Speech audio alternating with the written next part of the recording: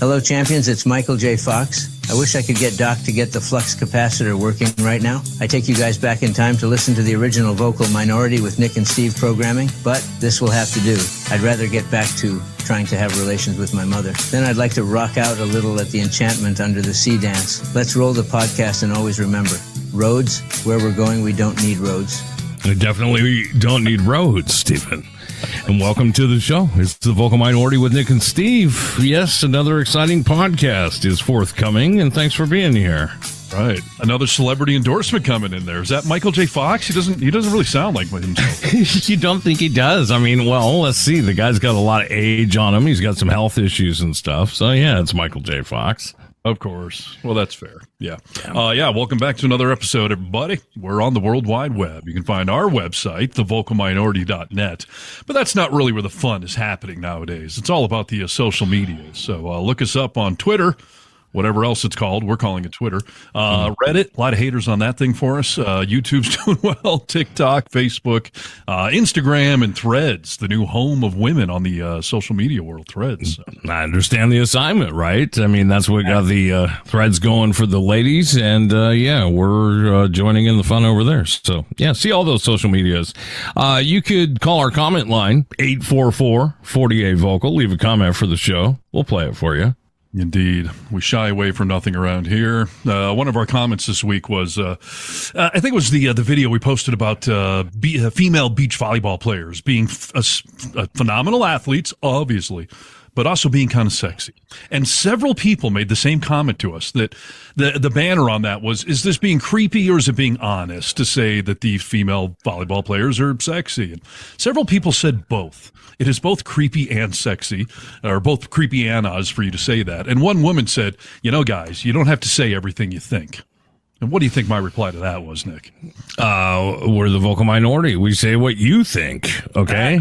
It's the premise of the show. We're here to be honest and be real, even if it sometimes embarrasses us or gets a little raw. So, you think it, we say it. We've been doing it since 2001. I don't think we're stopping now. Yeah, Marty McFly's not going to take you back because we're here in present time. What's the deal with it being creepy, dude? I don't quite understand that. It's not like we're talking about Jenna Ortega or some other young woman, like these are adults. Yes, and they are wearing bikinis. And I don't know, am I supposed to just be blind? I think it's one of these things. I think what the women were saying, with it being both creepy and honest, that, sure, they're sexy, but just don't say it because somehow that marginalizes them.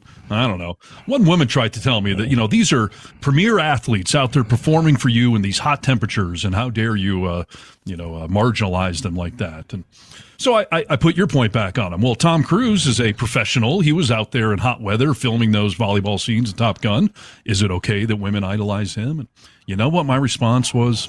Nothing at all. Nothing at all. I posted to several women. Like, does it work both ways with Tom Cruise? No one wanted to reply to that. Too much logic there. You can't argue with logic and common sense, dude. I mean, that's the truth of the matter is that was a scene for women and men alike. Whatever your sexual persuasion, they loved it, dude. They loved it because these were good-looking, cut men with great personalities, and they were sweating profusely playing a game of volleyball. Was that scene pivotal to the plot of the first Top Gun?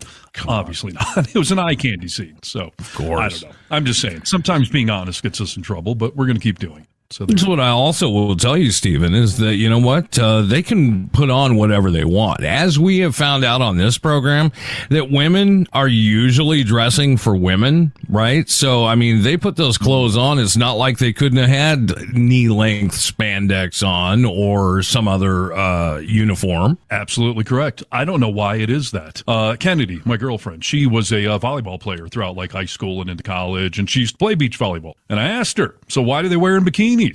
And she kind of scratched her head a little and said, tradition, I guess. I don't know. I don't know. Basically Kennedy. Saying, like, there is no logical reason. I mean, no, there's not, dude. I'll tell you this.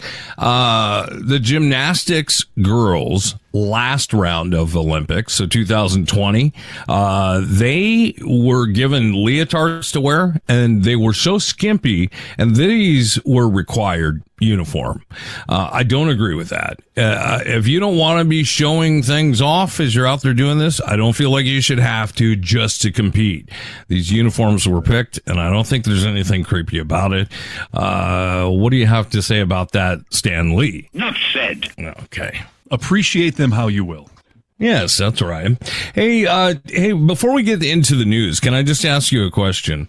Sure. You don't even have to tell me, sure. I'm just going to ask it, okay? Listen, you had a time in your life, two scenarios where, you had problems with young people in your life, like being so disrespectful and wanting to fight you.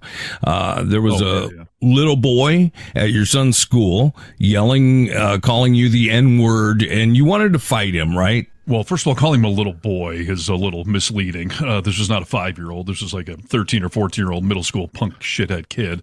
Yeah. Did I want to fight him? I mean, I don't know that was my actual desire. Did I want to smack him one maybe? Sure, the urge was there. And there was a voice in my head screaming, do not put your hand on this kid. Right. And you had to tell yourself that, right? I mean, you really had to remind yourself. I mean, this was the kid that, if anyone missed the story, chased me down in a parking lot, kicked my car, was screaming the N-word at me, got in my face, spit flying. Like, did the thought cross my head of just smack this little kid? Yeah, sure crossed my mind. But that's where you sometimes don't do what you're thinking, you know? That's right, dude. Yesterday, I think for those of you who don't know my personality on this show, you're a new listener. I'm overall a pretty calm person. I haven't been in a fight since I was, 13 years old, maybe. So it's been a long time. Yeah. Rachel and I were in a parking lot yesterday, and I pulled into this parking spot, and as I'm parking it, the car next to me started to back out. Okay. So I look over, kind of mean mug whoever was going to be in the car. I didn't care. I was just like, what are you doing, dude, with my face? Okay. Yeah. This little shit that is driving this, little car that's loud and shaky and meant to be that way, looks over at me and then starts to pull out and then stops and rolls his window down and says, you got something to say? Okay, dude, I immediately go from 0 to about 8 at that point. Cause I'm like, first of all, this was your fault. Second of all, you fucking kidding me, bro? You're 16, maybe 17. All right. I go right up to his window and I said, pardon me? He says, you got something to fucking say to me? I was like, sure. Do you have any Grey Poupon? Right. Yeah. I mean, I was like, sure, I'll say something to you. Like, you almost hit me. And I said, what's the problem? You don't fucking know me. Don't look at me like that. I said, okay, dude. All right. He was like, I'm driving a manual here. They roll. I said, well, you don't know how to drive a manual very well, little boy, because when I drive a manual, it doesn't roll. He says, don't look at me like that ever again. You don't know who you're fucking with. Oh, boy, dude. Does this manual not have brakes on it, by the way? Exactly. What are you doing, dude? Have you ever driven it? I mean, come on. But I thought to myself, here's a little boy who at some point in his life is going to have to get fucking knocked out to realize, like, you can't talk to people like that. Like, what are you doing? Am I going to be the person to do it? Maybe. No. I look back at my wife. She's standing there. She's an attorney. And I can just see all these financial figures and jail bars rolling through her head. So I was like, what are we doing here, dude? And he was like, just don't ever do it again. And he rips out of there. So I prevailed at the end, but I have not been able to stop thinking about that little kid. Well, I mean, it's frustrating because, of course, you want to smack him around and make you, the fuck around and find out example out of him. But yeah, you're the adult. There's real life consequences to these things. And you don't know if this kid's got a gun. You don't know if he's got a buddy, one, row over. Now 5 dudes are going to come over. I mean, life isn't necessarily a movie all the time, and sometimes it'd be great to be the Jason Statham or the Bruce Willis or whatever, and just smack the crap out of some of these little turds that certainly deserve it. But yeah, you got to think about the penalties. Although I thought you were going to say Rachel was jumping over your shoulder to smack the crap out of him. Oh, she was pissed off too. I mean, she was like, wanting to talk to him more. Like when I excused him, she wasn't happy. She would have liked to keep talking to him. But yeah, I mean, I thought all those things. I'm going to calm myself down now. Like, let's just forget about this kid. Blah, blah, blah.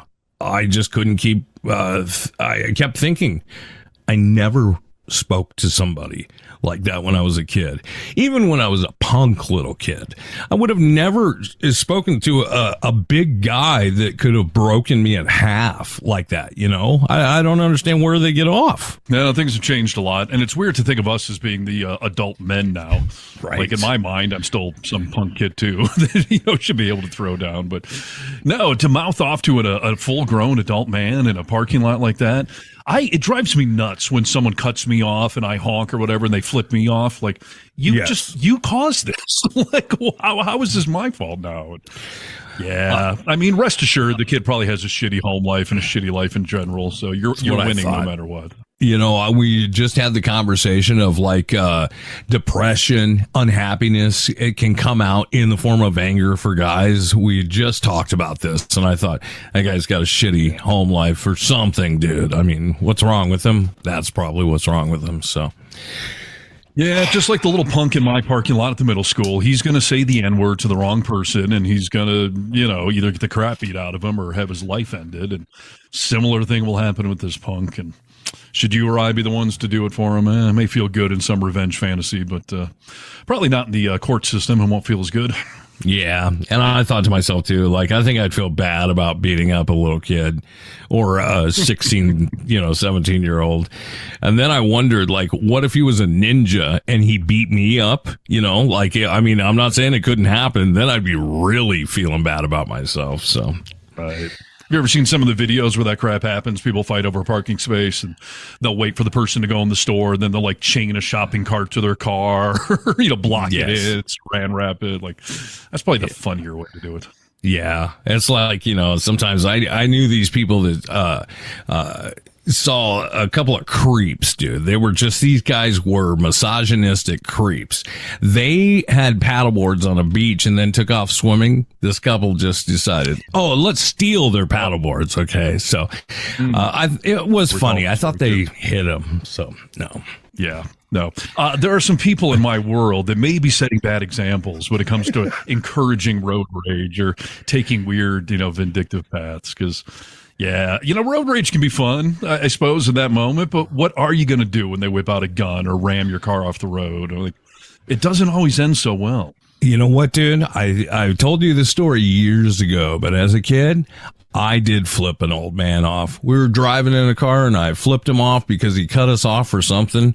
And I was in a parking lot after that, waiting for my friend in the store, and I was smoking a cigarette. And all of a sudden, before I could do anything, that cigarette, my wrist was bent around and it was stabbing into my arm. That old man followed us and tracked us down and snuck up on me and burnt me with a cigarette for flipping him off.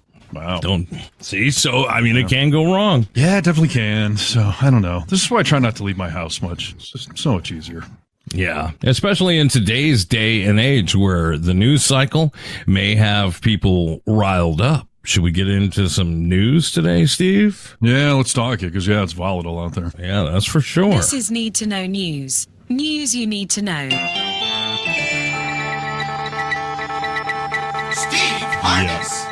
Well, speaking of volatility, I don't even know if I want to get into it. We're not really a financial show, but there is some bad economic news that came down on recording day today. And, I've been feeling pretty good about the presidential election. We do not need the economy tanking for 1,000 different reasons. So I'm just going to put a little blind faith into this being a correction of some sort.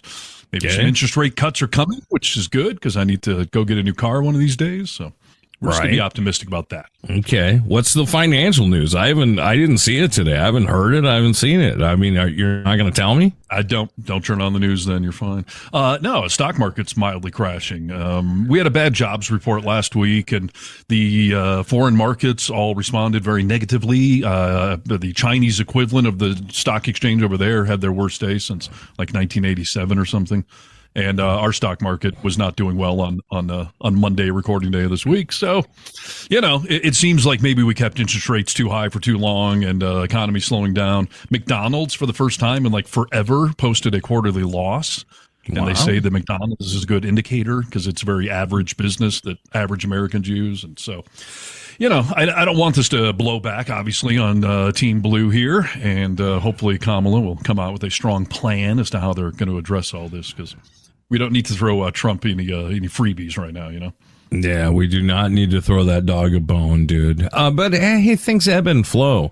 We're only going back to the 80s in China, right? That's what she said. Worst day since the 80s. So we're not talking Great Depression era. I mean, come on, we'll be fine. This is an ebb and flow. Okay. I would like to think so. I want to call it a correction. So we'll see where that goes. But otherwise, yeah, I mean, it's been very encouraging to see some of the momentum building for Kamala Harris, to see some of the polls coming out. Certainly in the key demographics, younger people, minorities, women, like the gap is expanding between Trump and Harris. My old home state of Michigan has a double-digit lead for Kamala right now. That's across the board. Biden had like a 2 or 3 point lead. So that's crazy. That is absolutely nuts, dude. Those are huge poll numbers. How much stock do you put into polls? Not 100%, but I think they're an indicator of where things are going. I mean, We've seen some elections where that margin of error comes into play more than other times. 2016 probably being the best example, but yeah, they're an indicator. I do wonder nowadays, though, how are they polling? Because, Nick and I in radio, it always used to be they would give people diaries, or they would, pick up a phone and dial you on a landline. And there was this whole transition where they weren't calling cell phones, and they couldn't legally. So I don't know. I don't ever get surveyed. Do you? When was the last time you were surveyed? Maybe by a human being, maybe 4 years ago, or a little over, last election cycle. But I will tell you that we talked about getting all kinds of texts. I mean, I'm getting texts nonstop, and I hope that those aren't attributes to polls, because it's like, will you vote for Kamala Harris? Answer below. I hope that's not the poll. If it is, that's crappy. I mean, you can't put any stock in that. That's not scientific. The actual polling companies do different demographics, and any of these internet polls or text polls like that, those aren't scientific. You don't know who you're getting it to. You don't know how many times they've clicked yes. So no, none of that matters. But the big polls, and I think the smarter thing is to look at the average of polls. And I mean, the momentum is going our way. And last week on the show, we talked about the white dudes for Kamala movement going on out there. And, I think we're a proud part of that. We were actually talking about being middle-aged white dudes for Kamala before the actual white dudes for Kamala group came about. Yeah. But a week ago, they had the big phone call, and Nick and I both tried to get on, being proud white dudes for Kamala. And I don't know what the deal is, but we couldn't get in. Neither of us got our link. We both registered and then couldn't get in. I got all the thank yous afterwards for thanks for joining the call today. That was awesome. So I don't know if it was because maybe we applied too late to get in on the phone call. Maybe they have to top out at some level. Maybe it was just too full, dude. We couldn't get in. I don't know. The women on their call, I don't know what they called their group, white women, or I think it was just women, but they had 200,000 calls, and they did crash Zoom at one point, but then they got it reestablished. They raised $8 million.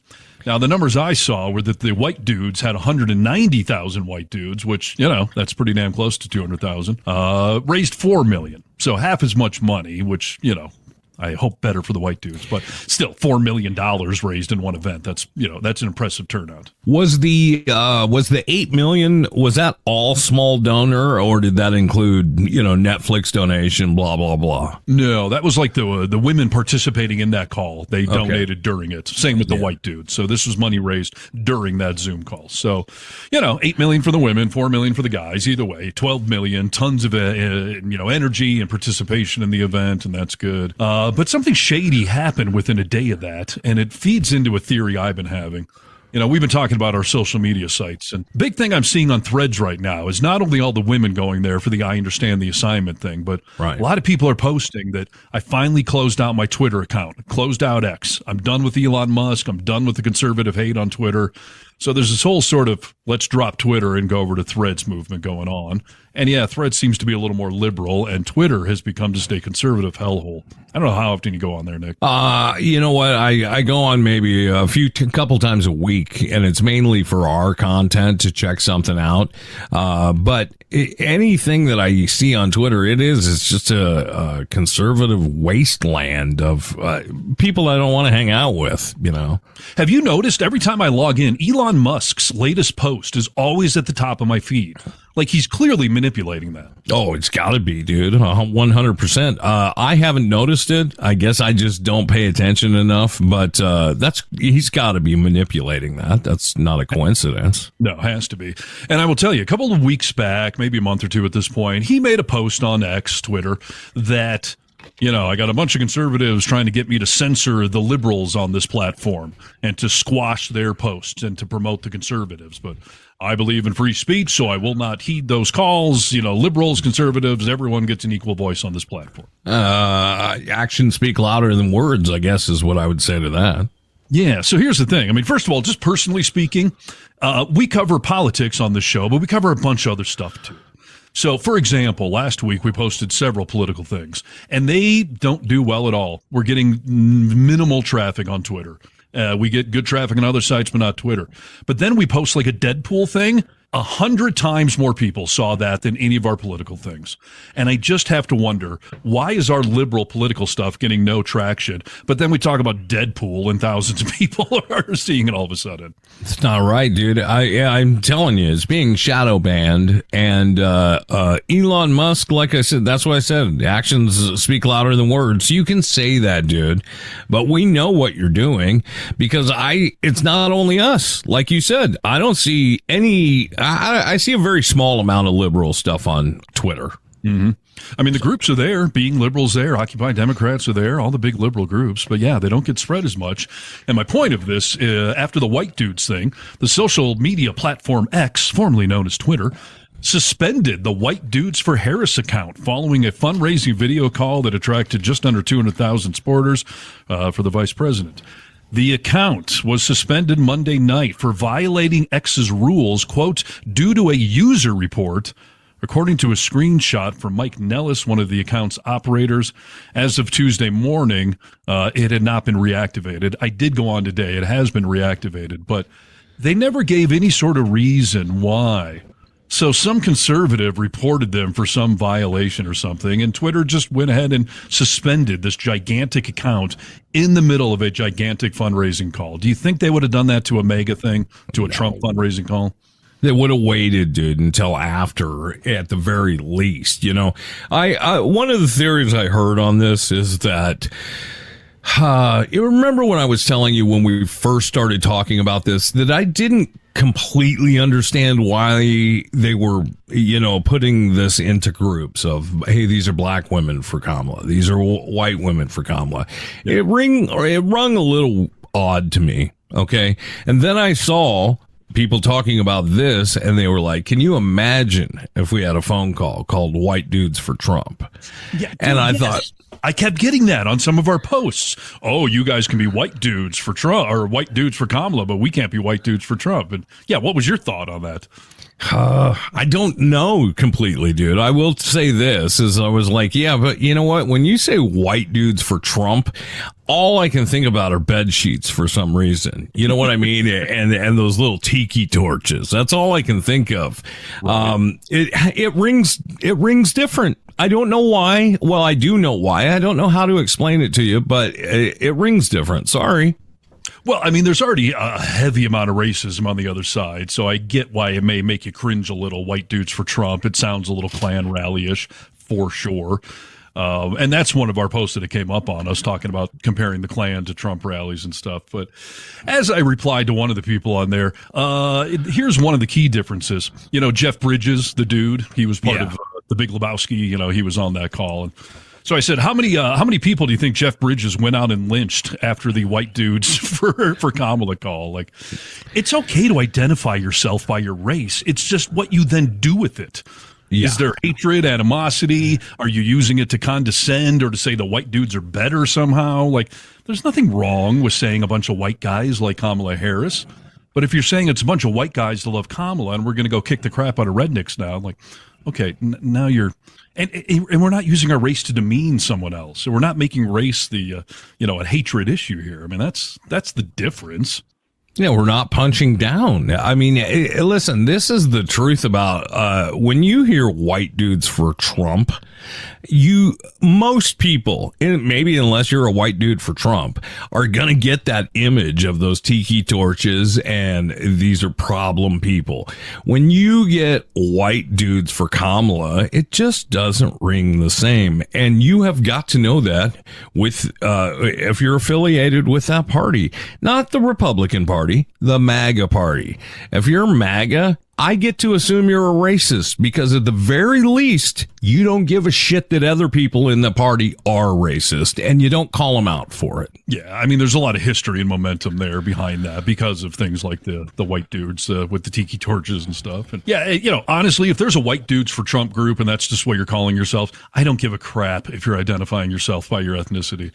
But if you're then taking tiki torches out and chanting the Jews won't replace us, or claiming Kamala's not really black, or any of these racially motivated things, then yeah, you're tying things together that shouldn't be. But to go back to the original point that I was thinking about is that can you explain to me why we have done this? Why am I a white dude for Kamala? Why a black dude for Kamala? Why have we separated it like this? I don't know, honestly. I mean, it's a good question. I think on the practical level for these Zoom calls, they were trying to categorize it so they wouldn't crash servers. But also, I mean, voting, politics, it does come down to demographics. Like I was just talking about, some of the polls for the younger demographics, minorities, like we are focusing on subsets of the population when it comes to voter turnout. So I don't know if it's bad to focus on Latinos for Kamala or black people for Kamala or white people like.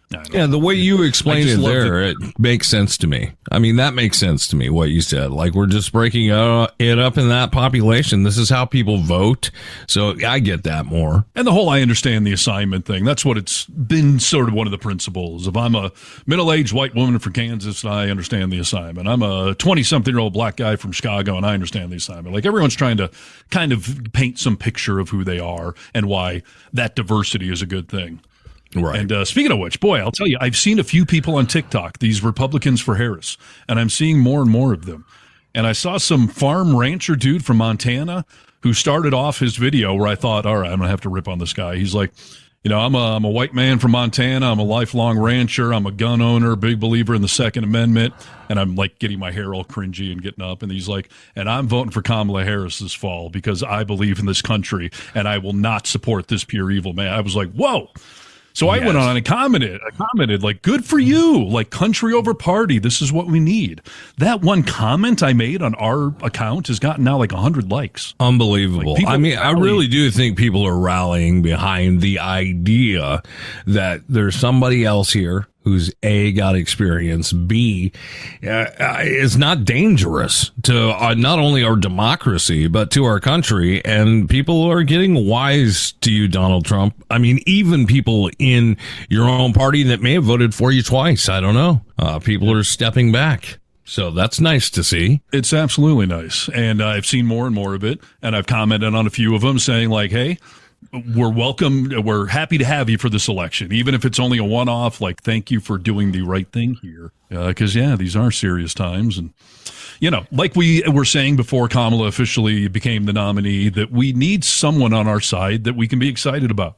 Because Biden was not only not exciting people, but then he scared the crap out of everyone with that debate where it literally looked like elder abuse, having that poor old guy up there. And we had predicted on the show that if we just give someone who's a little younger and has a little more enthusiasm, like, people will fall into that. And that is what's happening. We're seeing it. And as long as the economy doesn't fall off a freaking cliff the next couple of months, like, I think we got this one, and it's going to be for the better of all of us.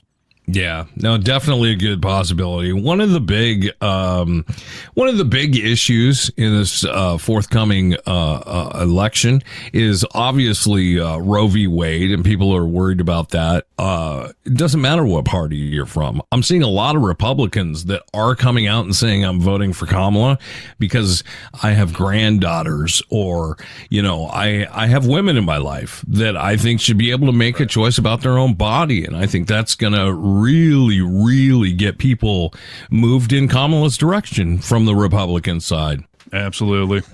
One of the other funny, mental gymnastics thing I'm seeing with conservatives right now on social media is, a lot of us are calling Trump a rapist, and they're like, he's not a rapist. It was sexual assault. It's not rape. It's sexual assault. Like, wow. You are losing that battle if that's the hair you're splitting. I love the poorly educated. It's for that reason he loves you, ladies and gentlemen. Sexual assault, rape. Whatever you want to call it. If I, forcibly penetrate, I believe was the term used in that trial. So if I forcibly penetrate your sister, your mother, your aunt, your daughter, are you going to equivocate over whether that is sexual assault or rape? Does it even matter? Yes. No, it's all rape, dude. I mean, my gosh, you guys, wake up to that. That's crazy. It's the mental gymnastics, like you said. It's just crazy what people will go through. And what are they saying? I'm okay with a sexual assaulter, but not a rapist. Like, that'd be too far if you raped her. But sexual assault, Yeah, it's right? Yeah, it's like saying poop and shit. I mean, shit sounds a little more vulgar, right? Poop is okay. It's kind of cute. Indeed. And speaking of one last point, I'll just make about TikTok and the conservative world out there that I've been engaging with way too much of late. Some conservative snowflake reported me for violating community standards because I called him a dumbass. He kept saying Kamala Harris or whatever, and I was like, you're not even smart enough to know how to pronounce her name correctly, dumbass. And he reported me, and TikTok took down the comment and said that we violated community standards. I appealed that decision and lost. You can't call someone a dumbass? You can't do it. I mean, things have really changed on TikTok. I mean, what you used to be able to say was crazy. We talked about my comment to Kid Rock when he was, going all anti-Trump again, or for Trump again. I was like, you just haven't learned when to shut that. I just said STFU, and it got banned, and I appealed. It got banned again. I didn't even cuss, dude. What's the problem here? I don't know. You and I were so excited to get into the podcasting world because Nick and I have been radio broadcasters forever, and we were very sick of the FCC and their rules. I have actually come to realize the FCC's rules are looser than some of these social media sites. The FCC would never say you can't say dumbass on the radio. That's completely fine.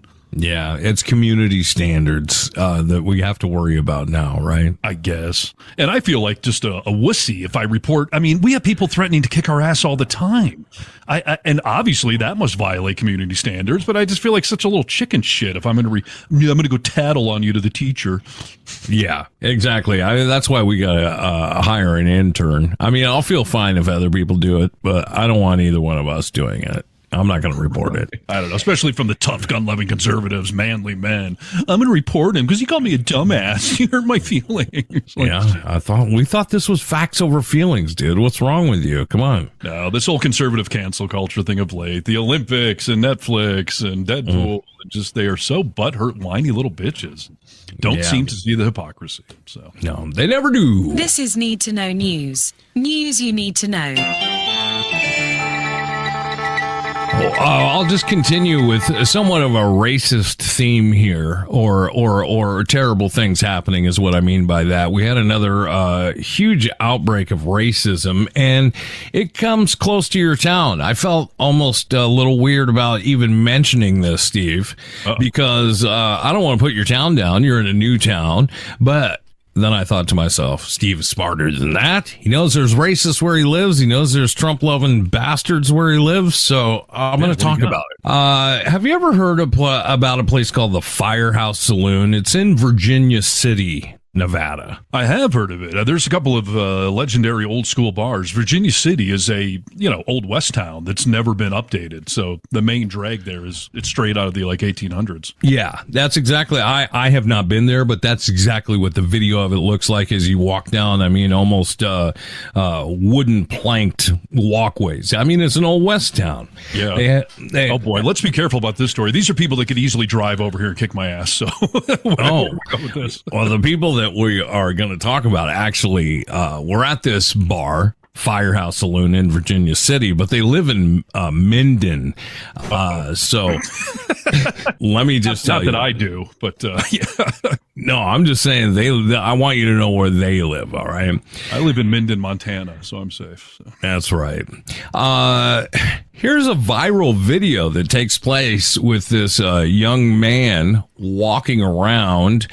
He is black, and he is trying to get people registered to vote. And he's walking through Virginia City when a couple of people there at that Firehouse Saloon are sitting outside and see him and say to him terrible things. They call him the N-word, but they say that they have a tree out back, and it's for hanging. Okay. He seemed very reasonable. I think much more reasonable than I would have felt that would be. He was like, what did you just say? Almost in shock, like you just said that out loud. And then he kind of wanted the guy to repeat it so the people around him could hear what he just said. And the guy's friends start coming over. They're continue to be racist to this kid. And this is a kid. I mean, he's 19, 18, he's a young man. Are you sure these weren't like they were old-timey actors just pretending like it was the 1800s? No, they had Make America Great Again hats on, dude, or one of them did anyway. So, wait, are you telling me that some racist is a Republican? I had a bunch of people on the internet tell me that's not true, that all racists are Republicans. Dude, I heard that back on our podcast, and I was just like, guys, it rings so true. I'm sorry to say that. I shouldn't have to apologize, though, because you guys make it true. I mean, not me. So someone tried to tell me, hey, some of the racists are anarchists. And I'm like, oh, who's running on the anarchy ticket this year? Come on. Right. Yes. As this kid was out there, and like I said, more of his friends started coming around him. A woman then exited the Firehouse Saloon. She told the man filming to get off the property. He repeatedly asked this lady not to touch him because she was directing him away from the property. She told the guy, I love you. I just need you to calm down a little bit here. Calm down. I mean, this was, I don't know, this was a prefix to a possible lynching as far as he knew. There were, so like, calm down. This is crazy. So she had the backs of the racist rednecks and was trying to get the black kid away. Turns out it was her husband that told the kid, there's a hanging tree over here. Wow. She then says, as she's pushing him out of the way, if you have a problem with what was said, basically, there's a sheriff over there. Go see if he cares.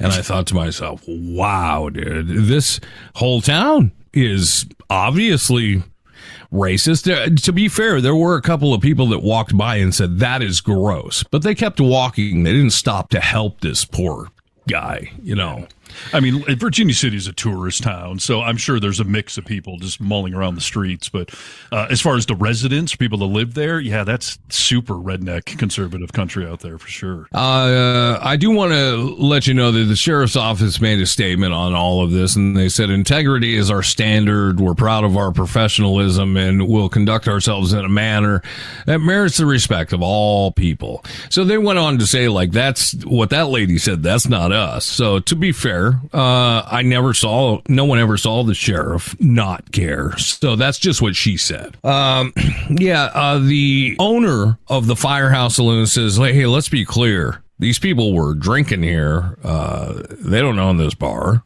So please, let us get out of this too. But yeah, I think there was definitely a lack of people. I would like to know from you, Steve, if you were there, would you have gotten involved? Oof. That's a tough thing. It's kind of like the discussion how we started the show off of how vulnerable do you want to make yourself in this sort of situation. I mean, being in Virginia City, I mean, you could easily get gang piled on by a bunch of redneck dudes out there. Now, would I have said something? Yeah, but how far do you take it? How confrontational do you get? Do you want to pretend it's the Old West and you're going to save the day? Like, that's probably completely unrealistic. But I would like to think I would have at least tried to defuse the situation of dudes like, not cool, buddy. You don't need anything to do with this. Let's all just everyone go their separate ways here. Like, but I'm not going to like jump in there and threaten to kick someone's ass or something. I mean, that just seems dumb, especially in a place like that. I don't feel good going to the grocery store in this town and speaking about politics. I'm not going to Virginia City in some redneck Old West bar and pretending that I'm the savior here. I'm the John Wayne or whatever, you know. I get you. I think what you're saying is how most people would probably respond, myself included, that I would more I would find it more important at the time to comfort the guy who was taking on all that hate and vitriol. Yeah.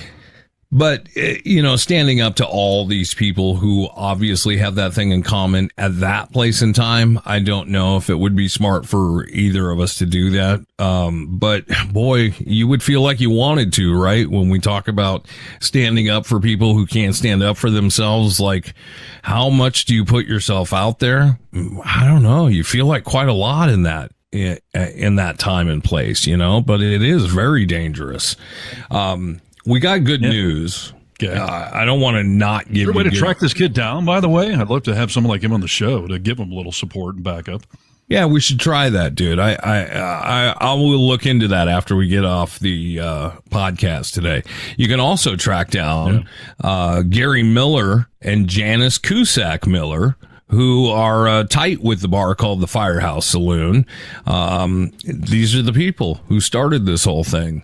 They live right in Minden. Gary Miller, Janice Cusack Miller. I mean, this is the trash. It's time to take out the trash, dude. I mean, well, just getting a little close for comfort. I've been having some solace in some of these rednecks yelling at me online that they're across the country, but I can literally run into them at the grocery store. So all I can say is just these people are going to vote. Okay. So everyone else needs to vote.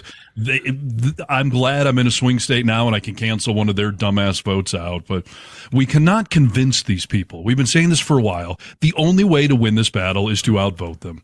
I was in some haze for a little while there where maybe we can find some middle ground. Maybe we can compromise, but no, not people like that. In this day and age, saying racist things like that to a teenager on the street, like we just have to outvote them. And that has to be how we win this battle and leave them in the dirt, Has to be. You're as per usual. You're right. I mean, that's the only way we're going to get out of all of this, Steve. That generational crap, these people just need to die. And that's not me threatening to go do it for them. I'm just saying, like, as people age out and die, hopefully a little percentage of racism dies every year with them. And that's all we can do in the meantime. People have been pointing out, I'm not one of them. I'll point it out now. But, I mean, since our last election, since 2016, do you know how many boomers have died? Millions of boomers have died. Why do we bring it up? Well, because a lot of those boomers were Trump voters and they have died out, and all these young people are now allowed to vote and they don't like what's going on. So hopefully that's all going to work in our favor. You know what I mean? No, my firstborn is so excited to vote in their first election and to be able to vote for a proud progressive woman with good policy stances and good liberal qualifications. And I just hope there's a lot of kids that are going to feel that momentum. Because like I said earlier, that demographic of like 18 to 29-year-olds, Kamala right now has like a 20 to 30-point advantage. If they show up in mass, that 20-point gap, I mean, that would honestly sway elections in key states. So do it. Not only do I hope that they show up for the vote to make Kamala happen, but I also hope that they show up to realize as a generation how much power they yield in our society. When you're that age, you could feel a bit powerless in an adult world. You know what I mean? Yeah, absolutely. I love all these videos I'm seeing going around. Like, tell me why you're voting for Kamala, but don't mention Trump, and don't mention she's black. Don't mention she's a woman. Don't mention any of her qualifications. Don't mention like I'll vote for her no matter what, and voting blue in this particular case is completely fine, but she does have some good things. And by the way, being a woman is a good attribute, and being a minority is a good attribute. It gives you a different perspective on life, and I think we need that. So it's not that you should only vote for somebody based on gender or race, but those are good attributes to have. So, her evolving stance on marijuana is phenomenal. Her stance on, she kickstarted gay marriage in California. When that law passed, there was a bunch of people that didn't want to do it, and she was attorney general at the time and just getting into the Senate, and she kicked it into gear. And this whole proposal to take medical debt off of your credit score that she's backing, like, pick any of those reasons. Who gives a shit? Vote for her. It's your right. You don't have to defend it to these idiots, but I just find it funny how many qualifiers they have to put on. Yeah, 100%. And like you said, let's just know that, there is a population of our country who has been underrepresented. You hear people talk about that a lot, even about in Hollywood, in our TV, in our films, like say like, oh, I didn't ever see somebody on TV and thought, oh, that could be me because they didn't look like me. It's the same thing for this, you guys. I mean, you're not represented when you don't have people in positions where you can look and say, oh, I too can do that now. Like, this is world changing for a lot of different reasons. Just because there's diversity does not mean somebody's not qualified. This whole she's a DEI candidate thing is so comical to me. Because any of these rednecks saying it, you're not passing the bar exam, you're not becoming a lawyer, you're not becoming an attorney general or a district attorney or senator or any of this crap. But I remember years ago, I asked my dad, who is a doctor, I had heard a talk show host we used to listen to, Tom Likas, talking about that he will never go to a minority doctor because they could have gotten into medical school on affirmative action, and he doesn't want someone, affirmative action doctor. So I asked my dad, I said, what's your thought? You're a doctor. What, affirmative action gets you into medical school? And he went to the U of M, who for a long time did have some affirmative action, standards put in place for diversity. His point was, you may be able to get into medical school on affirmative action, but you cannot get out of it on affirmative action. They all have to pass the same tests. So even if they wanted some diversity to have more women or minorities, like, you're not graduating unless you can do the job. So it's a stupid premise to say that even if you got into college or whatever on these things, like, if you're passing them, if you're in the real world working it, you're obviously qualified. Yeah. Let that sink in, though, because that is the 100% truth. We have seen in other professions, and I will mention law as one of them here locally in Seattle. We have made some hires as of late to our Washington Supreme Court and other courts that are a little questionable about the people that they hired. They have never done a trial before, and you sit on the Supreme Court. You have to wonder why, right? Well, we're trying to stock our courts with diversity, which I think we should do because we have a ton of different people in our local area. So what is right? What is wrong? I don't know. I think that they need to be there, but I do think they need to be qualified. And when you look at Kamala Harris, you don't have that question. Look at her past and you'll see that not only has she had some amazing jobs with amazing work done, she is somebody who learns from her past and moves forward and evolves progressive. And people have voted her in time and again. She's the vice president of this country, for crying out loud. This is the only news you need to know. After all, this is Need to Know News. News you need to know. Enough said. I don't know. Time's a little tight on the show. I've got funny political things. I was trying not to do all politics today, but who should I pick on? Robert Kennedy, Trump, or J.D. Vance? Is there sofas or couches involved in any of these stories? Well, okay, the J.D. Vance thing, I'll just cover this real quick, because we had talked about him being a couch fucker last time. And we posted a video and basically said, I don't care if it's true or not. Like, the guy, it's hilarious that it's been hung around his neck like a bell. And the guy behind it it did come out this past week in the news cycle and did an interview, and he admitted it's 100% a joke. He made it up from absolutely nothing. And on one level, this guy finds it hilarious that it has spread around the globe and everyone is asking him about it, and the AP had to do a fact check, and Snopes is... But on the other hand, the guy pointed out a very valid thing. Do you see how quickly misinformation is able to spread in this day and age? I told you all he fucks couches, and it's become the top narrative in the world. Like, this is alarming, people. We should not be so gullible. That's really funny, dude, and a great point to make. It happens very quick. We've always said on this program especially, it doesn't have to be true. You just have to hear it. It's hard to take things back, as we see with couch fucking, because I don't see anyone taking it back. Oh, and I do find it funny to just keep poking at it. But what if I told you that somebody running for president this cycle, Nick, had once found a dead bear on the side of a road and decided to throw it in his car and take it home, and then later decided to drop it off in New York City in Central Park to try to frame bicyclists for killing a bear? Wouldn't that be a little crazy? Wouldn't that sound pretty fake? Yeah, it would sound a little crazy to me, but I don't know if I would think, oh, that didn't happen. I mean, who are we talking about here? Yeah, and you know, I keep hearing some people say that RFK, maybe he's a good choice if we're not going to vote for Kamala or Trump or whatever. As I've said a million times, third-party candidates in the general election are always spoilers, always a bad idea. Do that shit in the primary. We have a two-party system. Love it or leave it. That's what it is. But yeah, some people are supporting Robert F. Kennedy Jr. here. And that story I just said is it's real, and it came from him. Independent presidential candidate Robert F. Kennedy Jr. admitted on video posted to his social media this past couple of days that about 10 years ago, he dumped a dead bear cub in Central Park to make it look like it got hit by a bicycle. Yeah. And do you know who he was telling the story to? I mean, he was being recorded, but he was telling this to Roseanne Barr. Yes, I was just going to get to that. Yes, Roseanne Barr is in this. And as we've covered on this show recently, Roseanne Barr has gone batshit crazy. So the fact that these two idiots are hanging out together and that this is a real story. In the video in which he appears with Roseanne Barr, Kennedy tells the story of driving in upstate New York when a woman driving in front of him hit a bear cub and killed it. He said he pulled over, put the bear in the back of his van. Now, just handling a dead animal is creepy and weird enough, but it's the same guy who went into the airplane bathroom with naked feet, dude. He's disgusting. Yes. He said he eventually wanted to skin it and put the meat in his refrigerator because it was in very good condition. After he put the bear in his van, he went falconing with his friends and didn't have time to go home to Westchester to put the bear away. Instead, he was due for a dinner in the city. The dinner was late, so realized that this bear is going to go bad. He said, quote, "I didn't want to leave the bear in my car because that would have been bad."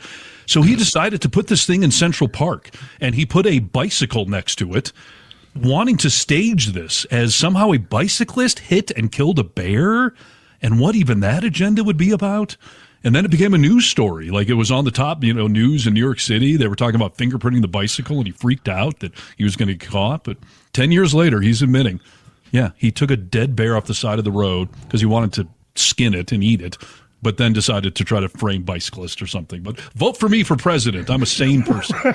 Yes, I'm a sane person hanging out with Roseanne Barr. The two don't fit, dude. This guy is a nut job himself. He's just been able to hide it for longer. I don't know if you want to vote for the couch fucker and his orange turd buddy, or the dead bear smuggling conspiracy theorist anti-vax guy, or the very competent woman who has a law degree and a successful career and is trying to do right in this world. I mean, you decide, okay? Yeah, what a pick. I mean, that really does make things simple. You want to vote for a guy who fucks a couch, a guy who shits his pants, or an anti-vaxxer who kills bears. Come on. This is easy. He didn't kill the bear. He just dismembered the corpse, or wanted to, and, made a puppet out of it. I think it's actually worse than killing the bear. I can't imagine taking a dead carcass off the side of the road and putting it in my car for any reason. I'm just saying, dude, that is exactly how Jeffrey Dahmer started out. Picking up roadkill, dismembering it, playing with it, and look what he turned into. So vote blue no matter who, because the other who's are all fucking crazy, all right? Well, we'll see if we can put our trust into this great country of ours. Need to know news. News you need to know. Hey, dude, you took a lot of heat online for saying that, you don't feel bad for people that got killed at Donald Trump's rally. My main point was I wouldn't feel bad if you were at a Klan rally and violence broke out. And yeah, a bunch of conservatives were pissed that I had no sympathy for the firefighter. And the question I asked a lot of them were, if an Antifa protest was happening and violence broke out and an Antifa member got shot, would you feel bad for them? Right. None of them answer that. Of course, they don't answer those questions, Steve. And thank you for clarifying what I meant by that, because there is some clarification needed. It turns out in this day and age, not only do we not really care about that, what happened at Trump's assassination attempt, but he doesn't really care about it either. The people who died. He was talking at his latest rally about the wife of the firefighter who was murdered at his rally. He offered to write her a $1 million check. Bullshit. Okay, it's bullshit. That's what Steve says. So let's talk a little bit about what he had to say at the rally about this man's wife. Corey's wife said, "I'd rather have my husband." Isn't that good? I know a lot of wives that would not say that. I'm sorry. They would not say that. But no, it's a great family. He was a great man. He was a brave man. He saw what was happening and he jumped on top. He jumped on top. He thought is this anything to joke about at his rallies, Steve? Absolutely not. I find it hilarious that, yes, he tries to make a joke out of it, that a lot of wives would just take the money and not want their husbands back. And in some other interview this week, someone asked him, what was Melania's reaction when you got shot? And he was like, she was watching it live on TV because she's a big supporter, big fan, and she was just so crushed. And that showed me that I think she likes me. I think she may like me. And that was so Freudian because she definitely doesn't love him. It was debatable. There's no way she was sitting at home watching a live campaign when she hasn't gone on the campaign trail once.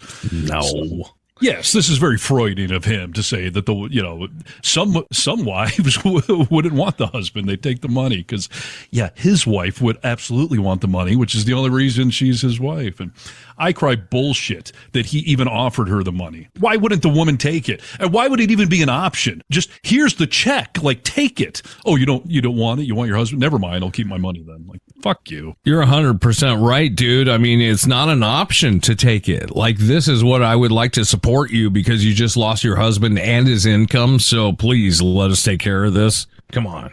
He didn't. And she wouldn't want that money for her children or even to give to a charity then or something. Bullshit. And I've been saying since day one, if Trump cared, he would write this woman a check for $10 million, set her up for the rest of her life. Which, by the way, this woman should probably be suing him for some sort of wrongful death at his event where he's been calling for all of this hatred and vitriol and violence, and security did not do their job. Like, there seems to be a wrongful death lawsuit somehow in this whole thing. So I'm sure some lawyer probably told him, you should call and offer her $1 million and then have her sign a non-disclosure and wave away all her rights and, yes, look like you're the good guy. You know what, dude? You say that she should have got $1 million. He's a billionaire, dude. You're right. She should get 10 million, 20 million. This should create some generational wealth in this family, and they should never have to work again. That's the very least you could do.